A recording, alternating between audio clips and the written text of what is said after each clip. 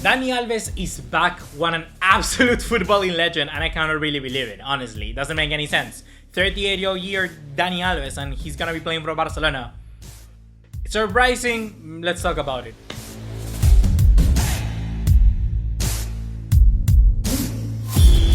What's going on, guys? ¿Cómo están? BugaLuis here, and this has been a return that has really caught me by surprise. I didn't think that was gonna happen. It's one of those stories that you read that doesn't really make much sense, but it kind of feels me very similar to what Ibrahimovic did when he returned to AC Milan. He gave AC Milan a very big, huge boost of confidence, of winning mentality, and really kind of boost the players, the youngsters, to become a very competitive team. This is precisely what I think that Dani Alves will bring, and this is why I want to do this video, because I want to make you guys realize that this signing is just much more than just another player. Before we get into what I expect of Dani Alves, I want to make you remember the great player that he actually was. First of all, his departure in 2016 was a hard pill to swallow.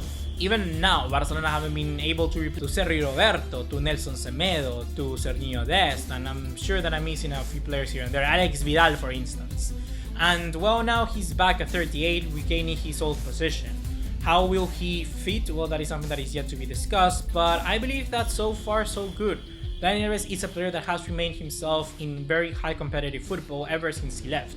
He didn't go straight to the Qatari League like someone like Xavi did, for instance. At 30-something, 34, 35, he went to Juventus and won the Serie A, reached the final of the Champions League. He scored a goal in the semi-final, assisted another. He was just all on top of it. He scored a goal in the Supercoppa of Italia, Coppa Italia I think it was, and he remained very competitive. Then he went to PSG, continued on winning. He went to Brazil, to Sao Paulo, where you thought his career was going to diminish, but then he captained Brazil to a gold medal in the Olympics, and then he won La Copa America against my old dear Peru.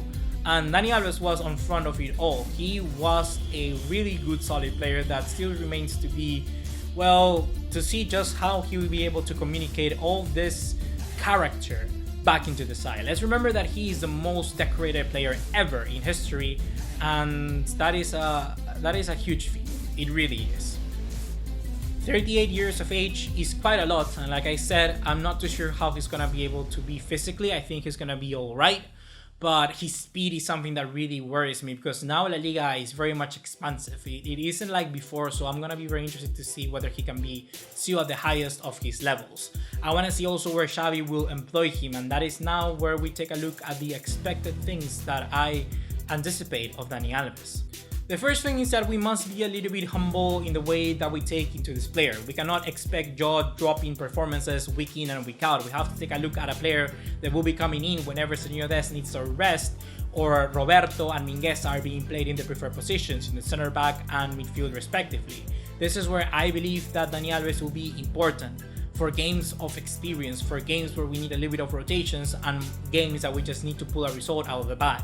Against Osasuna, away, against Cadiz, against Granada. Games like this where you require that experience, that competitive hunger, that nature to try and push yourself forward physically to get back into it, because these teams are gonna rattle you and you need to be strong mentally, and that is where Dani Alves will be important. When anybody mentions that he will be here for experience, we are not talking about, like I said, those important huge games like El Clásico or a final. I'm talking about these little ones that they add up. They add up, because at the end of the day, for La Liga, for the confidence of a team, are very much important.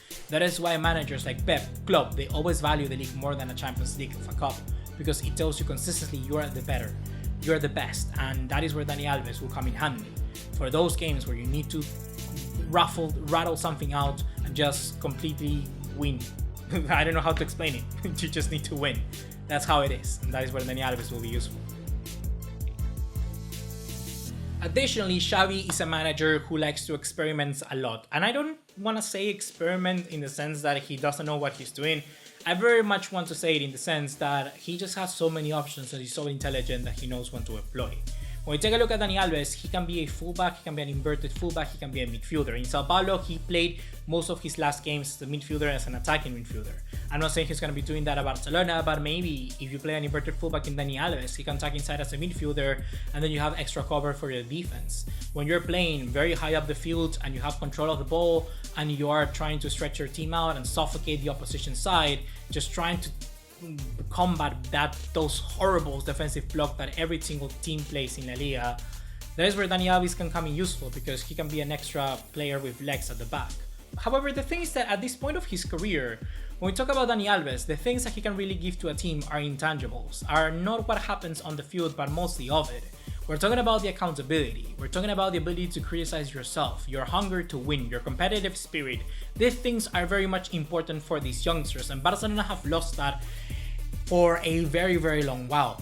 And I believe that when we talk about the big leaders of this Barcelona side of before, Dani Alves is clearly up there, and I believe that is why Xavi has brought him in. If Xavi didn't think he was going to be a great leader in the dressing room, he wasn't going to sign him. And well, now he is. He's back in the side because he is that. He's a very good professional and someone that knows how to win. He's very vocal. And one final thing that I want to mention, of course, is I'm very excited about that relationship that he can make with Sergio Dest and further forward to how to become a better fullback. Because I feel that Dest honestly has the potential to be one of the best fullbacks in recent history. Very, very talented. He's as talented as Dani Alves was back in his day. But he's lacking that mentality. He's lacking that focus. And he's lacking, in my opinion, that understanding of the game. And now to end this video, guys, I found this quote from Sid Lowe on Twitter when he talked about Dani Alves. And I just feel that this is the best thing ever. I really do think and sums up this signing quite well. So I'm gonna read it out loud. I can't possibly know how good Dani Alves is anymore, to be honest. But one thing I will say is this. Contrary to popular impression and lazy assumption, he is brilliant for a dressing room and supremely competitive and very serious about football. That's gonna be everything for right now, guys. Hope you have enjoyed this episode of Unscripted, and I am eager to see Dani Alves back in Barcelona colors. I'm not expecting much, I'm really not, but what I want is that hunger back, and I feel that he will deliver in that. So yeah, let's start this new era of Barcelona as fresh as humanly possible, and let's go all out, because we are back, guys. We are gonna be back, I promise you. See you in the next one. Take care. Ciao, ciao.